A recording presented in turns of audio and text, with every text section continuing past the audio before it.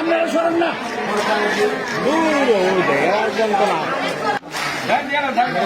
দিয়ে পেকে দিতে হবে।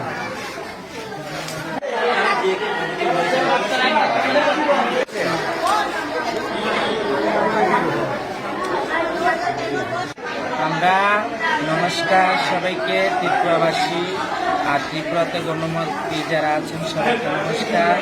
আমরা আসছি যেহেতু আমরা শুনছি বন্যাতে মানুষ অনেক আহত হয়েছে, মানুষরা শিবিরে উঠেছে। আমরা আসছি শিবিরে, আমরা আগরতলায় বিভিন্ন জায়গায় দিব, বিভিন্ন জায়গায় যাব। আর আমরা আগরতলাতে এখানে বড়তলা স্কুলে আছি, এখন বর্তমান দিচ্ছি আমরা চাল, ডাল, আলু, লবণ ওসব বিভিন্ন জিনিস দিচ্ছি, সবার পাশে দাঁড়াচ্ছি। সবার থেকে আমরা একটা বিয়ের বকশিস, একটা বাচ্চা হলে বকশিস নিয়ে খাই।